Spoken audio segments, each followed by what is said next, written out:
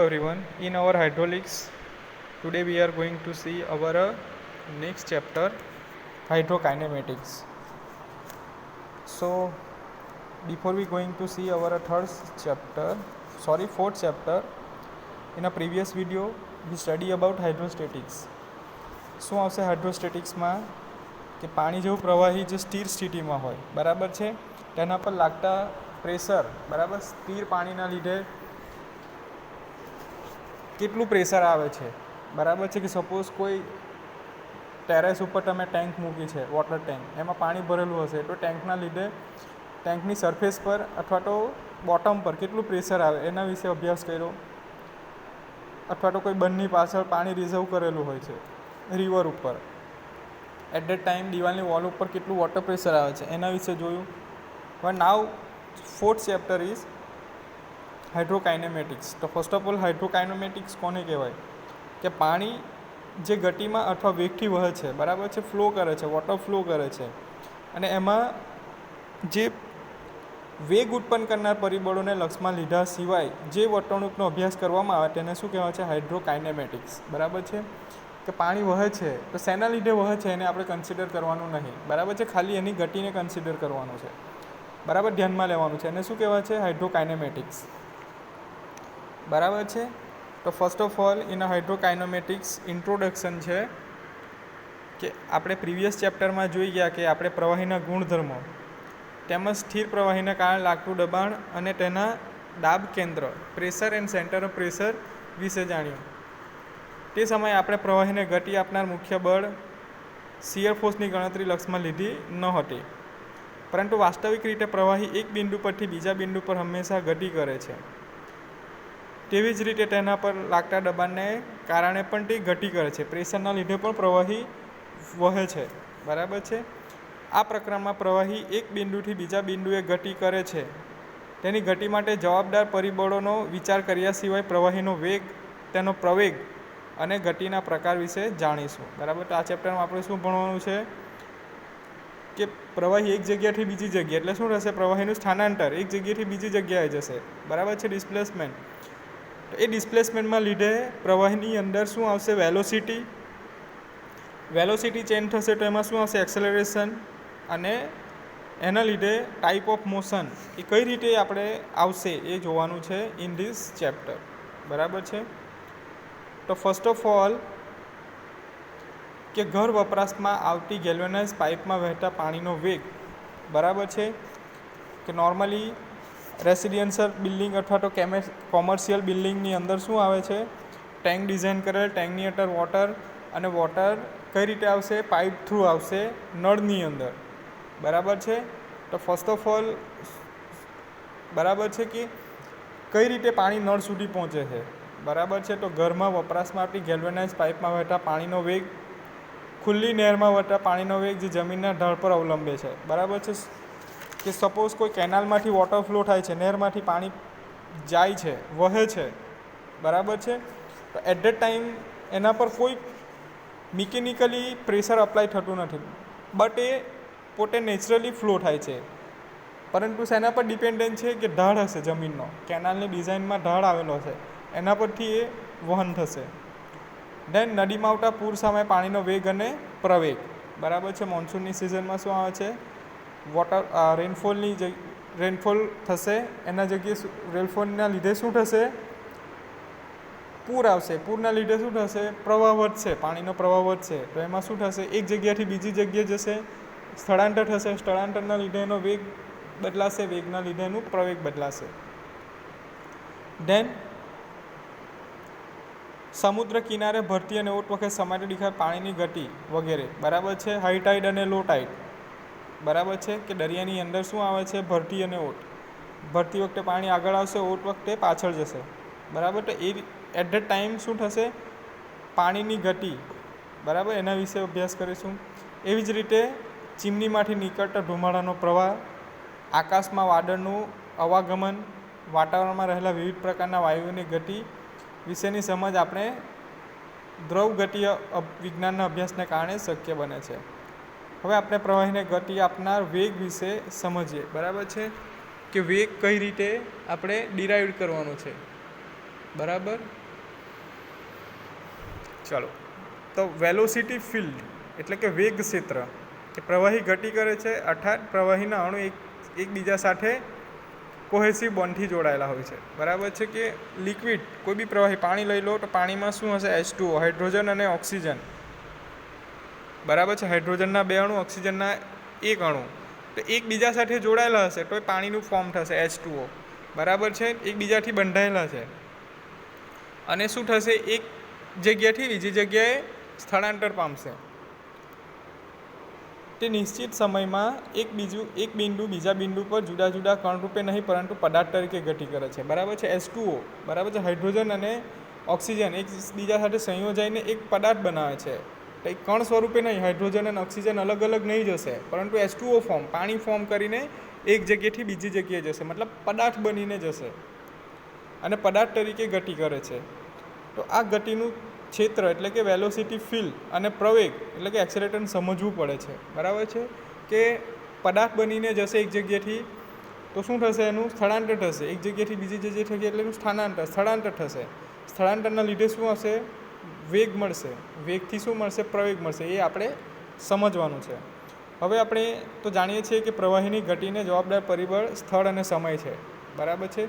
કોઈ પણ પદાર્થની ગતિ શેના પર આધારિત છે? સ્થળ અને સમય. કેટલા સમયમાં કેટલું અંતર કાપ્યું, બરાબર છે, એ પરથી એનો વેગ મળશે. તો આને સમીકરણ રૂપે નીચે મુજબ લખી શકાય. બરાબર છે કે suppose x equal to x દિશામાં, y ઇક્વલ ટુ y દિશામાં અને z ઇક્વલ ટુ z દિશામાં જે સ્થળનો નિર્દેશ કરે છે કે x જગ્યાથી પદાર્થ y જગ્યા પર જશે. બરાબર છે.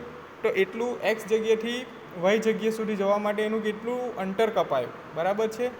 એક સ્થળેથી બીજા સ્થળે અને એ અંતર કાપતા એને કેટલો સમય લાગ્યો એ આપણે સમજવાનું છે. કે દાખલા તરીકે એક ઓરડાનું ટેમ્પરેચર તેની દિવાલ, સીલિંગ તથા ભૂતલ પર જુદા જુદા હોય છે. બરાબર છે. સપોઝ કોઈ રૂમ હોય છે તો રૂમમાં શું હશે? તમારી વોલ, સીલિંગ અને ભૂતલ આ બધાનું શું થશે? ટેમ્પરેચર અલગ અલગ હશે. સાથોસાથ સમયમાં ફેરફાર થતાં તે જુદા જુદા હોય, આથી તેને આ રીતે વ્યક્ત કરી શકાય. બરાબર કે સપોઝ સમય બદલાશે તો ટેમ્પરેચરો બદલાય છે. તો હવે આપણે તાપમાન, બરાબર, મેઇન શું છે? તાપમાન. કોનું તાપમાન છે? બરાબર છે, દિવાલનું, સીલિંગનું અને ભૂતલનું. તો આપણે કઈ રીતના એને લખી શકાય? મેઇન તાપમાન છે it is temperature is equal two F X Y Z T. X એટલે દિવાલ, વાય એટલે સીલિંગ, ઝેડ ઇક્વલ ટુ ભૂતલ ને T equal to time. Time જતાં શું થશે? તાપમાનમાં ફેરફાર થશે. તો વધારામાં એન્જિનિયરિંગ મિકેનિક્સમાં આપણે શીખી ગયા કે ગતિ એ સદિશ રાશિ છે, વેક્ટર. બરાબર છે કે કોઈ બી પદાર્થને ગતિ પામવા માટે શું જોઈએ છે? દિશા અને મૂલ્ય. બરાબર છે. એટલે એ વેક્ટર ક્વોન્ટિટી છે. તેને દિશા અને માત્રા, ડાયરેક્શન અને મેગ્નિટ્યુડ હોય છે. આથી ગતિના 3 દિશાના વિભાગ નીચે પ્રમાણે હોય. એક્સ દિશામાં જશે તો u F1 XYZ T, y દિશામાં V F2 XYZ T અને ઝેડ દિશામાં W F3 XYZ T. અને ગતિની માત્રા V is equal to in bracket U² plus V² plus W² raise to 1/2. બરાબર છે કે આપણે ગતિના 3 દિશા, એક્સ દિશામાં, વાય દિશામાં, ઝેડ દિશામાં. એક્સ દિશા માટે યુ, વાય દિશા માટે વી, ઝેડ દિશા માટે ડબલ્યુ. બરાબર છે. તો ગતિની માત્રા, વેગ ક્ષેત્ર આપણે ફાઇન્ડ કરવું તો શું છે? 3 દિશાનો સ્ક્વેર. બરાબર. U² plus V² plus W² raise to 1/2. શું થશે? વી ફિલ્ડ ક્ષેત્ર શું? Square root of U². X દિશામાં, વાય દિશામાં અને ઝેડ દિશામાં. સો it is square root of U² plus V² plus W². તો ઉપરોક્ત સમીકરણ પ્રવાહીની શું દર્શાવે છે? ગતિ દર્શાવે છે. યાદ રાખો કે ગતિ એ સદિશ છે પરંતુ સ્પીડને ખાલી માત્રા હોય છે. બરાબર છે. ગતિ, બરાબર, ગતિને શું હોય છે? સદિશ છે એટલે શું? એનું મેગ્નિટ્યુડ અને વેલ્યુ હશે. પરંતુ સ્પીડ, બરાબર છે, સ્પીડ એનું શું? ખાલી એની વેલ્યુ છે સ્પીડનું. બરાબર. એની કોઈ ડાયરેક્શન છે. તમે બાઇક ચલાવો તો બાઇકમાં શું હશે? એની કોઈ ડાયરેક્શન નહીં. બરાબર છે કે આ દિશામાં, એક્સ દિશામાં, વાય દિશામાં, ઝેડ દિશામાં નહીં. એની સ્પીડ હશે કે 120 km/h, 100 km/h. એનું ખાલી શું હશે? મેગ્નિટ્યુડ હશે, ખાલી વેલ્યુ હશે. કારણ કે સ્પીડ એ સદિશ વેક્ટર ક્વોન્ટિટી નથી. બરાબર, સ્કેલર ક્વોન્ટિટી છે કે દ્રવ ગતિ વિજ્ઞાનમાં વેગ ભલે 3 દિશા હોય પરંતુ સામાન્ય રીતે એક અથવા બે જ ગણીએ છીએ. બરાબર છે કે ગતિ વિજ્ઞાનમાં વેગની ખાલી 3 દિશા હોય પરંતુ સામાન્ય રીતે એને એક અથવા બે 1 ઓર 2 ડાયમેન્શનલમાં કન્સિડર કરવાનું છે, 3 ડાયમેન્શનમાં આવશે નહીં. તો 3 દિશામાં ફરતા વાહનનું શ્રેષ્ઠ ઉદાહરણ આકાશમાં ઉડતા વિમાનની પાંખની આજુબાજુની હવાની ગતિ. બરાબર છે. તો ગતિ એ શું છે? 2 ડાયમેન્શનલ. હવે 3 ડાયમેન્શનલ આપણે સમજવું હોય તો શું છે? પ્લેનની શું? વિંગ્સ, એટલે કે પાંખ. એને શું કહી શકાય? Best example of 3 dimensional analysis. પરંતુ નળીમાં વહેતા પ્રવાહ તથા નદીમાં વહેતા જળ પ્રવાહને સામાન્ય રીતે એક દિશામાં, 1 ડાયરેક્શન. બરાબર છે, એને 1 ડાયરેક્શન કહી શકાય. Now acceleration field. તો ન્યૂટનનો સેકન્ડ નિયમ શું છે? Force is equal to mass multiply by acceleration. બરાબર છે. બળ ઇઝ ઇક્વલ ટુ દળ ભાગ્યા પ્રવેગ. So it is F equal to mass into acceleration. Second law of Newton. પરંતુ પ્રવેગ બરાબર વેગમાં થતો ફેરફાર. આથી ત્રણેય દિશાને વેગ નીચે પ્રમાણે દર્શાવી શકાય. એક્સ દિશામાં is equal to you equal two F1 XYZ t, y equal to V F2 XYZ t, z equal to z દિશામાં W F3 XYZ into t. આથી વેગમાં થતો ફેરફાર સમય આધારિત થાય છે. બરાબર છે. તો u equal to dx by dt. બરાબર, સ્થળ બદલાશે, ટાઈમ બદલાશે. બરાબર, u equal to dx by dt, v equal to dv by dt and w equal to dz by dt લખાય. અને પ્રવેગમાં થતો ફેરફાર ax equal to du by dt. આ શું થયું? પહેલું શું થયું? વેગમાં ફેરફાર. આ શું થયું? પહેલું સ્થળાંતર. બરાબર છે કે એક્સ દિશામાં 3 વેલ્યુ XYZ સમય સાથે બદલાય છે, વાય દિશામાં 3 વેલ્યુ સમય સાથે બદલાય છે, અને ઝેડ દિશામાં સમય સાથે 3 વેલ્યુ બદલાય છે. શું થશે? સ્થળાંતર. એમાં સ્થળાંતરમાં ફેરફાર થશે તો આપણને શું મળશે? વેગ. તો વેગ કઈ રીતે મળશે? કે સ્થળાંતર વિથ રિસ્પેક્ટ ટુ ટાઈમ. તો u equal to dx by dt, v equal to dv by dt, w equal to dz by dt. બરાબર, વેગમાં ફેરફાર થશે એટલે આપણને શું મળશે? પ્રવેગ. બરાબર છે. તો ax equal to du by dt. બરાબર છે. તો ax શું મળશે? First of all ax equal to d by dt u. બરાબર છે. તો du બાય dt શું છે? તો it is dx du by dt. તો યુની વેલ્યુ આપણી પાસે શું છે? d by dt dx by d into t. બરાબર છે કે સ્થળાંતરમાં 2 વખત ફેરફાર થશે તો આપણને શું મળશે? પ્રવેગ. તો એને શું લખાય? ax equal to du by dt, ay equal to du by dt, az equal to dz by dt. હવે આ ફેરફારને આપણે લખવું હોય તો કઈ રીતના લખાય? du equal to du by dt into dt plus del u by dx into dx plus del u by dy into dy plus del u by dz into dz. It is વેગ માટે. બરાબર છે. પ્રવેગ માટે શું લખાશે? a into x. Change in du by du ને શું કહેવાશે? Change in displacement. અને ax ચેન્જ ઇન વેલોસિટી. બરાબર છે. વેગ શું કહેવાશે? કે આ સ્થળાંતરમાં થતો ફેરફાર. અને પ્રવેગ શું કહેવાશે? વેગમાં થતો ફેરફાર. તો પ્રવેગ માટે શું લખાશે? du by dt is equal to del u by dt into dt by dt plus del y by dx into dx by dt plus del u by dy by dt plus del u by dz into dz by dt. સાદું રૂપ આપતા શું મળશે? u equal to dx by dt, v equal to dy by dt અને w equal to dz by dt. હવે દરેક direction માટે x દિશા માટે, y દિશામાં અને z દિશામાં અલગ અલગ 3 ઇક્વેશન મળશે સેમ વે. તો ઉપરોક્ત સમીકરણમાં દર્શાવેલ પ્રવેગનું બે ભાગમાં વિભાજન થઈ શકે છે. એક વિભાજન પ્રમાણે શું થશે? એક વિભાજન પ્રવેગ માત્ર સમય આધારિત છે. પ્રવેગ શેના પર ડિપેન્ડન્ટ છે? ટાઈમ પર. જેને dy by dt into dv by dt અથવા તો dw બાય dt છે અથવા તો dv બાય dt થી ઓળખાય છે. પ્રવેગ ઓબ્વિયસલી વેગમાં ફેરફાર થશે. વેગમાં ફેરફાર ક્યારે થશે? સમયમાં ફેરફાર થશે. તો ઓબ્વિયસલી પ્રવેગ એ સમય પર આધારિત છે. બરાબર.